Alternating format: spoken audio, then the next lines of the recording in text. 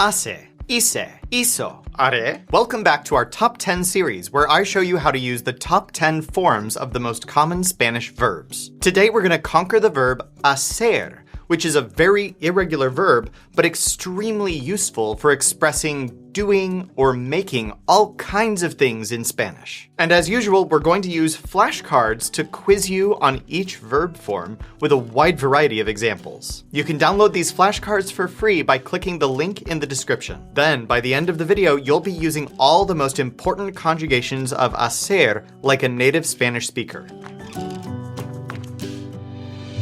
Let's start with just a list of the top 10 forms of hacer. We chose these words based on a frequency analysis of Spanish spoken by native Spanish speakers. According to this analysis, there are just over 400 words that make up over 66% of all words spoken in Spanish. And that list of 400 words includes only 10 forms of hacer. These forms include 3 present tense conjugations, 3 past tense conjugations, 1 future conjugation, the gerund, the past participle, and the infinitive. Let's dive in and practice using all of these. Let's start with the present tense, and these are 3 forms that you might already be familiar with. The word for I do is hago. The word for he or she does is hace. And the word for you do is haces. Of course, there are more present tense forms, but these are the 3 that make it into the top 10 list. You can use these words to talk about what someone does. And here are some simple examples. I do yoga. Hago yoga. He does those things. Hace esas cosas. You do a lot. Haces mucho. But here's the thing. In Spanish, hacer doesn't just mean to do. It also means to make. Here's some examples that use these same words to mean make. I make coffee. Hago café. She makes that every day. Hace eso todos los días. You make a lot of friends. Haces muchos amigos. Notice that in all of these sentences, there's a conjugation of hacer at the beginning, and then afterwards, what that person makes or does. Let's get a little bit of practice with this. So I'm going to use some of our flashcards, and I'll read the English side first. See if you can guess which form of hacer is going to be on the other side of the card. First example, you make music.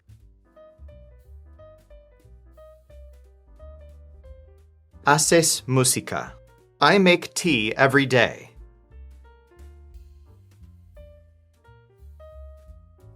Hago té todos los días. He does those things.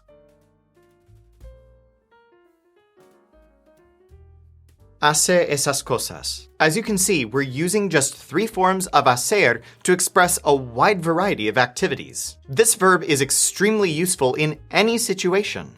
A lot of the time, if you can't think of the verb for something, you can just use hacer instead. Okay, let's take this to the next level. A lot of the time in English, we say things like, I do it, or you make them. We use words like it or them when what you're talking about is already pretty clear, so you don't have to name the noun that you're talking about. In fact, this sometimes comes in handy when you can't think of the noun. You can just say it or them instead. These words, it and them, are what we call direct object pronouns. And in Spanish, to say it, you'll use either lo or la, depending on the gender of the noun that it refers to. And for them, you'll say los or las. Let's show how this works. So let's look back at what was on our second flashcard. I make tea every day. Hago té todos los días. But let's say we want to simplify this sentence, and we just want to say, I make it every day. That would be lo hago todos los días. Notice how in English we have it after the verb, but in Spanish we put lo before the verb. The lo here replaces te, which is masculine, but when it's a direct object pronoun, it has to go before the verb. Let's look at another example to put this in a little bit more context. So imagine that you're in a conversation with someone about your fitness hobbies. This person asks you, what do you do? Which is, ¿qué haces? And let's say this is what you want to say. I do yoga. I do it in the morning. The word yoga is masculine, so here's what this would sound like. Hago yoga. Lo hago en la mañana. Let's show one more example, and this time we're going to use the plural feminine noun las cosas, which means the things. To start out, here's a sentence where we would actually say the things. she does the things in the morning. Hace las cosas en la mañana. But what if we want to say she does them in the morning? This would be las hace en la mañana. Now don't worry, in this video I'm not going to make you figure out which direct object pronouns to use for every sentence. Instead, if you want to explore that topic in depth, you should check out SpanishVideoCourse.com, which is a free course that thousands of students have used to finally master direct objects. For now, let's just keep practicing the verb hacer with our flashcards. But this time you'll notice that some of them have been restructured to use direct object pronouns. Your job right now is just to predict the correct form of hacer. First example, she makes good pizza.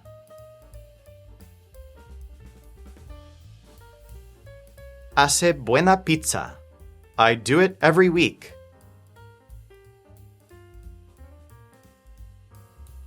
Lo hago cada semana. You do this every day.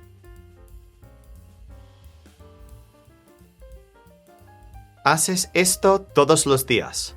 Do you do Pilates?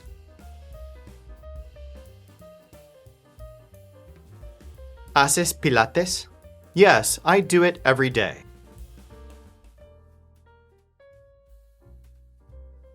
Sí, lo hago todos los días. Now let's move on to some past tense forms. The word for I did is hice. The word for he or she did is hizo. And the word for you did is hiciste. And of course, these words can also mean I made, he or she made, and you made. Let's get some quick and easy practice with these. Try to predict which form of hacer is going to appear on each one of these flashcards. And I'll leave this list showing to help you out. First example, you did the work.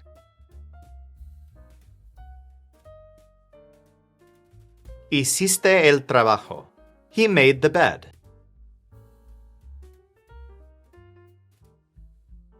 Hizo la cama. What did you do?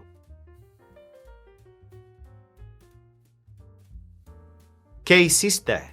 I made food.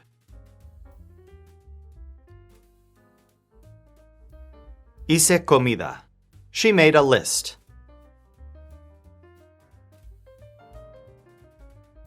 Hizo una lista. Now we're going to add an extra layer. I'm going to throw in some examples that use direct object pronouns like lo and la. Check out this sample conversation in English. What did you do today? I made sushi. When did you make it? I made it this morning. The first two lines are pretty straightforward. ¿Qué hiciste hoy?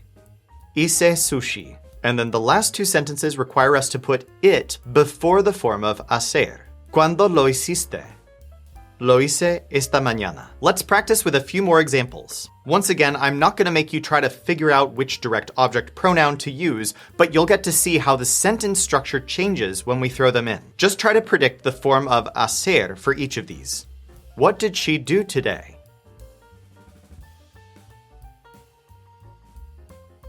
¿Qué hizo hoy? She made a plan.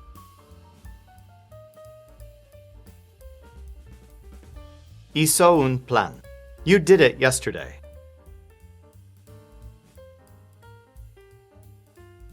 Lo hiciste ayer. I made tea.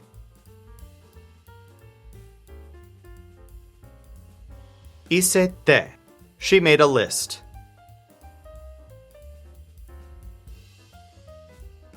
Hizo una lista. Let's move on to the most common future tense form. The word for I will do is haré. This is the only future tense form that makes it onto the top 10 list, so we'll only practice this one for this video. Let's look at some examples from our flashcards. I will do that. Haré eso. I will make new friends. Haré nuevos amigos. Okay, that's pretty straightforward, but now let's take it up a notch. Check out this interaction. Did you do the work? I'll do it tomorrow. This would be, hiciste el trabajo, lo haré mañana. Now let's practice haré with a few more flashcards. I will make the bed.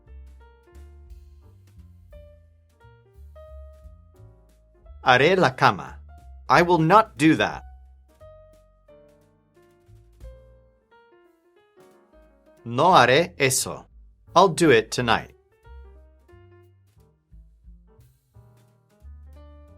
Lo haré esta noche. Next, let's look at the infinitive form hacer, which just means to do or to make. This is the basic form of the verb, and it doesn't change based on who it's referring to. It's interesting to point out that this is actually the most used form of the verb hacer. In fact, on the list of all the most frequent words in Spanish, this word, the infinitive, hacer, is actually number 70 on the whole list. Let's show why this form is so handy. Check out these examples. I want to do more.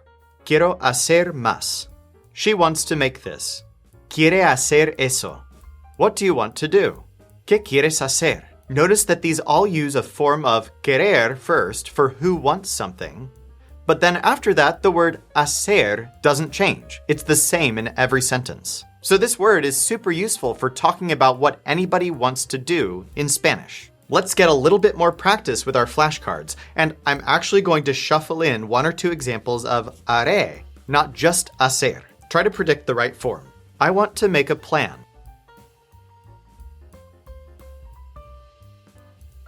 Quiero hacer un plan. I will do them tonight.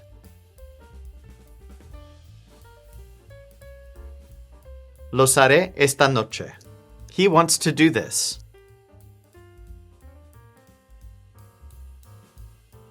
Él quiere hacer esto. Do you want to make coffee?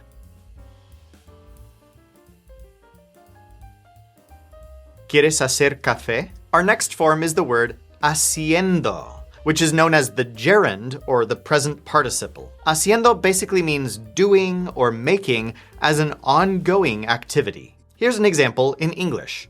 I am doing something right now. Notice how the word doing has the word am before it.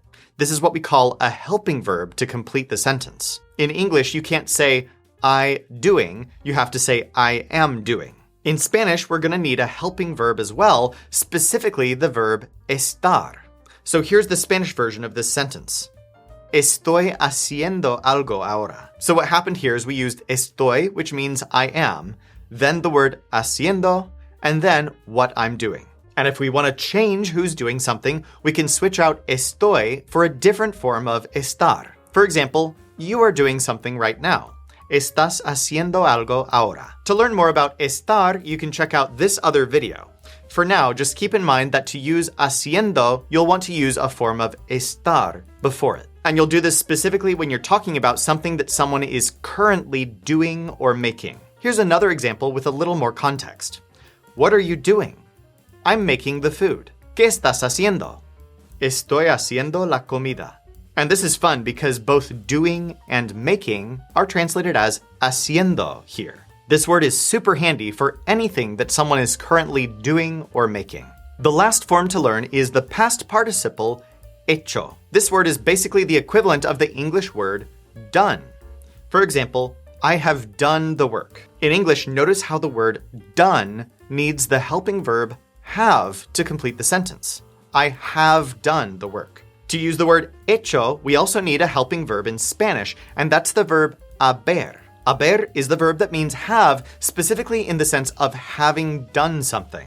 So for example, I have made, I have done, he has made, she has done, and so on. We call haber a helping verb because it helps us use forms like hecho. And to learn more about haber as a helping verb, subscribe for an upcoming video where we'll dive into haber. For this video, we're just going to use three forms of haber. I have done is he hecho. You have done is has hecho.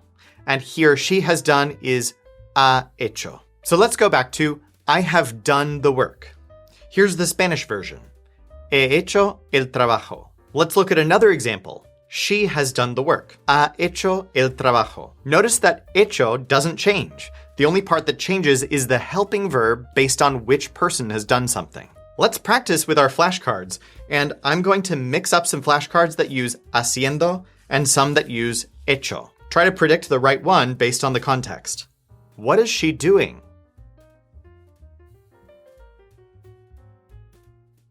¿Qué está haciendo? She has done the work.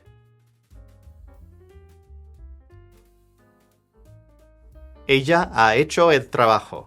You have done it many times.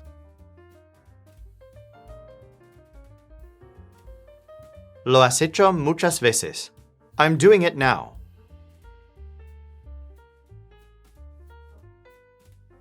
Lo estoy haciendo ahora. Ready to get even more practice with all of this? We have a set of 40 flashcards that you can download for free with even more examples of hacer. You can use these to practice talking about doing all kinds of activities in the past, the present, and the future. Click the link in the description to download the flashcards with all the examples from this video and more. And then for some fun ways to use flashcards like these, you'll want to check out our videos about using Spanish flashcards. Just subscribe to this channel and you'll get lots more grammar and study tips that'll get you speaking Spanish fluently faster than ever.